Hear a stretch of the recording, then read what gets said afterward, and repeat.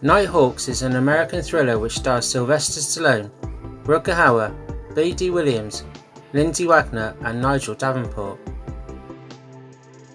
The film was released by Universal Pictures in the US on the 10th of April 1981.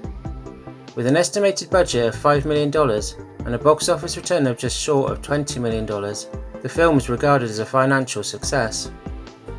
Nighthawks was produced by Martin Paul and his production company. The story was written by David Shaber and Paul Seibert, whereas the screenplay was solely written by Shaber.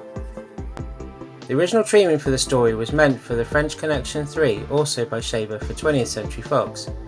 Gene Hackman would reprise his role as Popeye Doyle, who would possibly have been teamed up with Richard Pryor as a wisecracking cop. Hackman refused to return for a third film, so the rights to the story were retained by Universal Pictures, of which again Shaber was given the writing duties. He reshaped the script into what eventually became Nighthawks. Nighthawk was Rutger Hauer's debut performance in an American feature film. Hauer was so invested in the film that he turned down a higher paid role in the American finance adventure film Sphinx, which was released the same year but was a flop at the box office. Definitely a wise choice by the Dutchman. Gary Nelson was originally hired as director, who was known for directing Disney features such as the original Freaky Friday in 1976 and The Black Hole in 1979. However, Nelson was let go from the project only a week into production for reasons unknown. Bruce Malmuth was hired to direct and at the time only had one film under his belt, which was a segment for the portmanteau comedy Foreplay in 1975. Apparently, Malmuth was unable to make the first day of shooting due to travelling issues from Los Angeles to New York, so Stallone stepped in to shoot the subway scene until Malmuth arrived on set. The Directors Guild of America claimed that anyone signed to work on a film before the director was engaged cannot replace a fired director except in emergencies. Negotiations were made between the studios and the DGA at a tribunal, which resulted in a fine that the studios had to pay. Nighthawks was plagued by interference from Universal Studios and also by Stallone in post-production during the editing process. Universal and the MPAA, the Motion Picture Association of America, stated that the film was too long and too violent for audiences at the time. Nighthawks' original running time was approximately 2 hours 20, and by the time Universal, the MPAA and Stallone had their way, roughly 40 minutes of footage had been removed. According to Stallone's biography, Stallone: A Rocky Life, Stallone had edited 2 cuts of the film. One focused more on Stallone's character and the other on Hauer's. The Hauer cut, as I'll call it, was favoured more by test audiences, but Stallone moved a portion of Hauer's scenes from the final cut of the film. Included in the scenes that were cut from the film was an extended shootout at the disco between De Silva, Fox and Wolfgar. Also cut to a great degree was the final confrontation, and it shows. It's a very notable inconsistency which can only put down as a badly edited scene, which in hindsight should have been reshot. Apparently some of Hauer's best scenes as Wolfgar had also been cut, which is a shame because more Hauer the better, I say. But there you go. Stallone insisted on doing his own stunts for the film. Without the use of a stunt double, Stallone performed the whole scene where he was winched up to the cable car on Roosevelt Island. Stallone exclaimed, "Hanging from the cable car was probably the most dangerous stunt I did in the film, as it was untested and I had to hold a folding Gerber knife in case the cable snapped. If I were to fall and somehow survive the 230-foot drop to the East River, with its 8-mile-an-hour current I could cut myself free from the harness." He went on to say that the cable did snap several years later when he was tested on a 100-pound bag of sand. You could say Stallone was lucky. In the scene where Wolfgar was shot, Hauer sustained 2 injuries. The first was when a squib which simulated one of the gunshots exploded on the wrong side of Hauer's body, badly burning him. The second injury was when trying to replicate the force of being shot. Unfortunately the cable was yanked too hard, which strained his back. It was later learned by Hauer that Stallone had ordered the cable to be pulled with such force. Apparently afterwards their working relationship was rocky, if you excuse the pun. Throughout the years there have been stories from fans and actors of how awkward it was for the two working together on set. However, Hauer countered all that in a future interview by saying that he never took any misunderstandings they had personally. For this retro review I won't be mentioning the first 3 minutes after the beginning credits of the film, as to me it would spoil that part of the film. If you have seen it, I'm sure you know why. So if you are still with me guys, I thank you. It's daytime on the 31st of December in London city centre. A light-haired bearded man arrives from a tube station and enters the shopping store Arding and Hobbs. He goes over to the perfume counter, posing as a customer, while pushing his bag under the counter.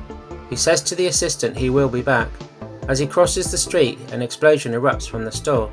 During the commotion, he makes a call from a telephone box to the United Press, stating his name is Wolfgar, and that he has struck a blow against the British, and that there is no security.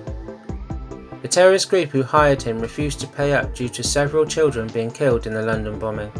Wolfgar then kills the terrorist group informant due to inadvertently leading the police to his whereabouts. So fearing for his safety in Europe, Wolfgar meets up with his associate at Shaka Holland, Harissa's combatant, and decides to have extensive plastic surgery to look entirely different to evade the authorities. The film then moves to New York City with two undercover cops, Detective Sergeant Deke Da Silva, Sylvester Stallone, and his partner Detective Sergeant Matthew Fox, Billy Dee Williams, who have been reassigned by Lieutenant Manafo to the newly formed ATAC, the Anti-Terrorist Action Command Squad. At the ATAC they begin to be indoctrinated by British Police Inspector Peter Hartman Nigel Davenport, who has extensive knowledge of counter-terrorist techniques and believes Wolfgar to be in New York, as he has become persona non grata with European terrorist networks due to his apparent failure in the London bombing and killing the informant.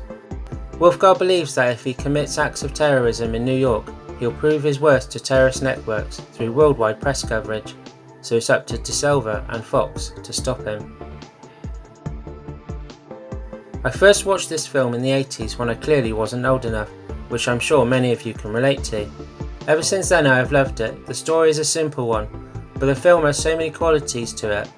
The idea of terrorism was unthinkable at the time, and quite unknown in the film too, which makes me think that Nighthawks was ahead of its time, with its themes and its gritty realism. The action in the film has meaning and complements the scene it is depicted in without suffering from over-the-top action, not for action's sake for example, or to bulk out the film's running time, like a lot of action films that would come later in the 80s up to the mid-90s. Nighthawks is a great film, but it's not a perfect one. You can tell in places where scenes have been cut short that could have been expanded upon. By doing that, the pacing slightly suffers. The acting is first rate from everyone involved, and you can tell that everyone is totally invested in the project.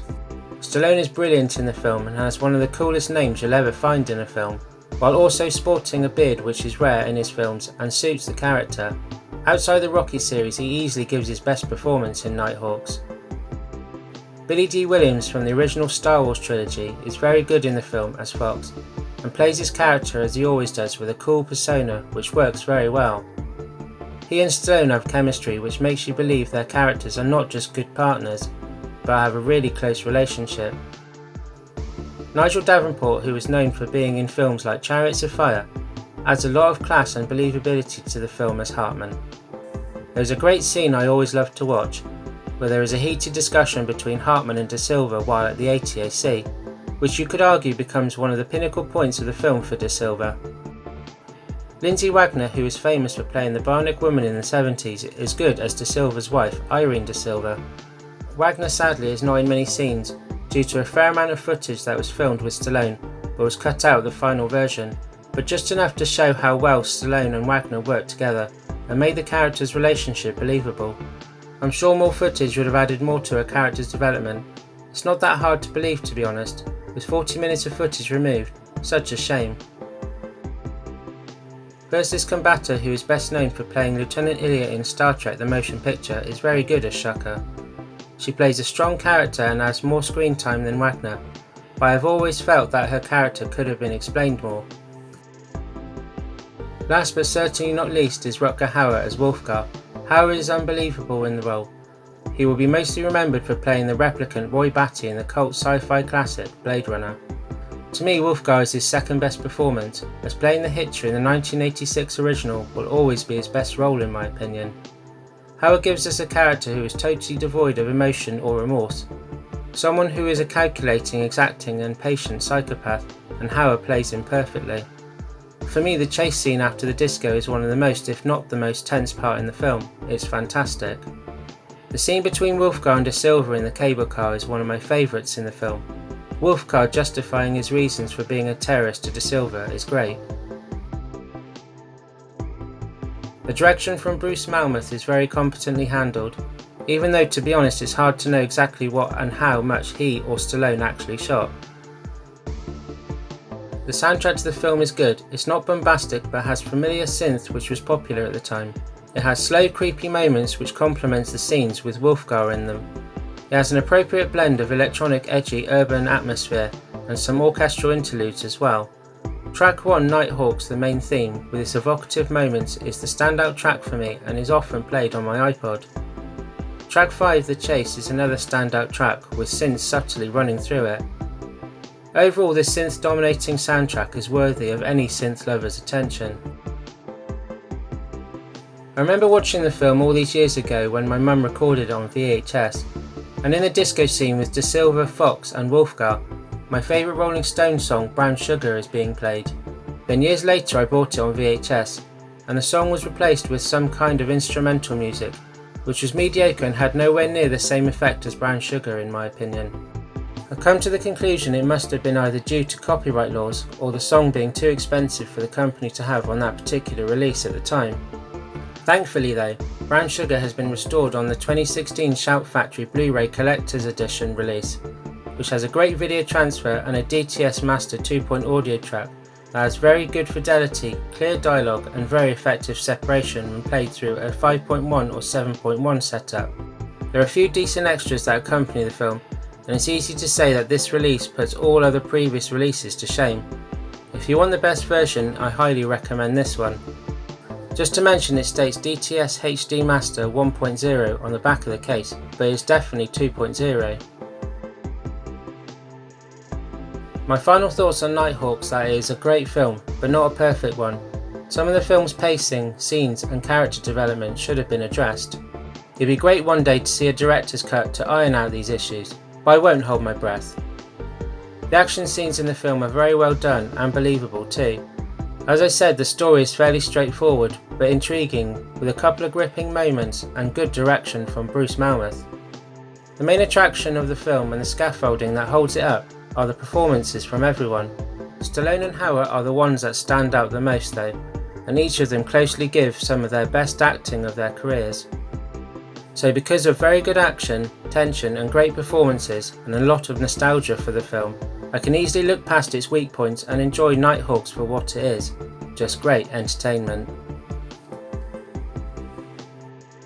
Well, thanks for watching guys. If you are new to my channel, welcome. I hope you enjoyed my retro review of Nighthawks. Please do tell me your thoughts on the film down below in the comments, and don't forget to click subscribe and all in the notification options so you'll be kept up to date with my latest reviews. Thanks very much guys, and I'll catch you next time.